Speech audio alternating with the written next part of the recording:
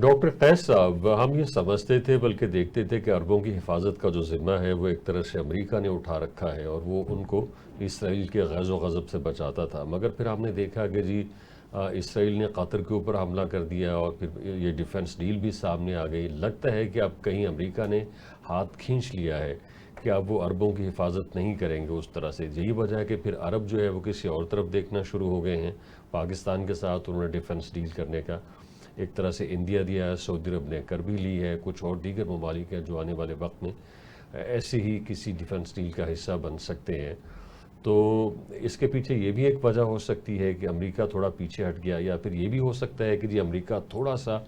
اسرائیل کو بھی سبق سکھانا چاہ رہا ہے، اگرچہ وہ اسی کا بغل بچہ ہے مگر تھوڑا اپنی حدود و قیود سے باہر نکلتا جا رہا ہے، تو اس کے بھی پر کاٹنے کی ضرورت تھی کہ ایسا بھی ہو سکتا ہے۔ شکریہ شیخ صاحب۔ بات تھوڑا سا ہسٹری کو میں اگر اجازت دیں تو جی پلیز۔ اگر آپ کو یاد ہو تو ذوالفقار علی بھٹو کے زمانے میں یہاں اس لاہور میں ایک اسلامک سمٹ ہوئی تھی، اور اس میں تقریباً یہ سب عرب مسلمان ملکوں کے لیڈر، اور اس وقت تو وہ قد آمد شخصیات تھیں، جس میں سعودی عرب، مصر،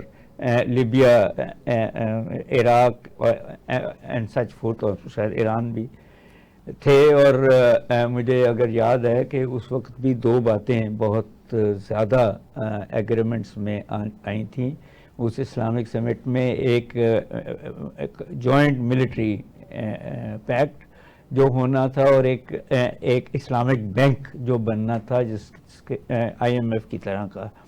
اور اس کے بعد جو ہسٹری ہے، اور مگر وہ سارا جو تھا وہ ہمیں تو نظر آتا تھا کہ اینٹی سوویٹ ہے، مگر اگر آپ کو یاد ہو تو CIA نے تقریباً ان سب لیڈرز کا بڑے قاتلانہ طریقے سے خاتمہ کیا، صفایا کر دیا، جس میں مزے کی بات ہے کہ اسلامک ملکوں کے ساتھ ساتھ بندرا نائکے اور اندرا گاندھی بھی ہیں، علاقے کو ڈی سٹیبلائز کیا۔ اس کے بعد اینی وے سوویت یونین خود ڈی سٹیبلائز ہوا۔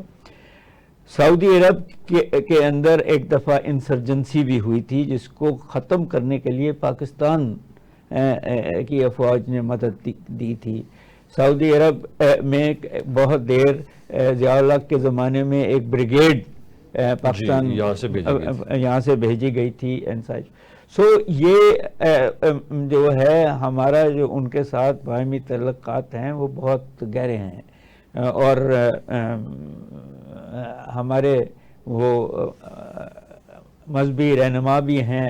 And such fourth. جو ریسنٹ ہوئی ہیں تبدیلیاں دنیا میں، ان میں ایک بہت بڑی تبدیلی یہ ہے کہ سعودی عرب اور ایران کی دوستی جو چین میں ہوئی وہ بہت امپورٹنٹ ہے اس سارے کے اندر۔ اور یہ جو ابھی دوحہ کے بعد کانفرنس ہوئی ہے قطر میں ہی، اس میں ایران کے لیڈر بھی تھے اور سعودی عرب کے بھی تھے اور پاکستان کے بھی تھے اور دیگر ملکوں کے بھی تھے، اور میں اس وقت بھی سمجھتا تھا کہ یہ سارے ملک اب ایک اگین اسرائیل کے خلاف ایک جنگی معاہدہ کریں گے، جو صرف یہ بھی نہیں ہوا کہ تیل ہی بند کر دیں اسرائیل کا، کوئی اس قسم کا، مگر اس کے بعد سڈنلی یہ پتہ لگا کہ پاکستان اور سعودی عرب نے یہ معاہدہ کیا ہے۔ تو جو بات آپ نے کی ہے کہ اس وقت امریکہ خود ایک عجیب و غریب قسم کی سیاست، میں انٹرنیشنل سیاست کی بات کر رہا ہوں، کہیں وہ اپنے دوست ہندوستان پہ 50% ٹیرف لگاتا ہے، ہمارے پہ ٹیرف کم کرتا ہے، وینزویلا پہ فوج کشی کرنے کی کوشش کر رہا ہے، چین کی ساری جو وہ تھی پریڈ اس کو 4.5 گھنٹے ڈونلڈ ٹرمپ نے دیکھا، اسرائیل کو وہ باندھ ہی نہیں سک رہا اور ناراض ہے اسرائیل سے کہ دوحہ پہ حملہ جو کیا ہے وہ مجھے بہت دیر سے بتایا، ان سے دوحہ نے بھی ڈانٹا۔ اس سے پہلے ڈونلڈ ٹرمپ خود سعودی عرب اور دوحہ گئے تھے اور بہت ان کی شاندار۔ سو یہ جو انٹرنیشنل پالیٹکس کا اونٹ ہے وہ کئی کروٹ بدل رہا ہے، اور اس میں میرا خیال ہے کہ یہ جو SCO کی چین میں ہوئی ہے جس میں پاکستان ویسے تو ہندوستان کے وہ بھی تھے، مگر اس پریڈ میں رشیا اور نارتھ کوریا اور چائنا اور پاکستان کے نیوکلیر پاور جو تھے، اور اس کے بعد یہ معاہدہ ہوتا ہے۔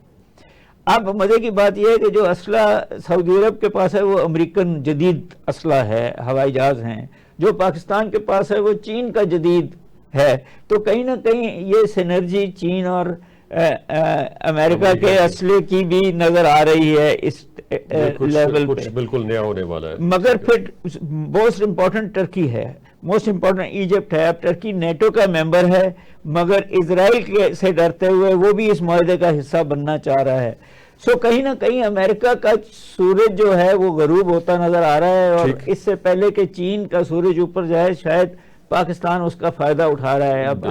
بالکل سی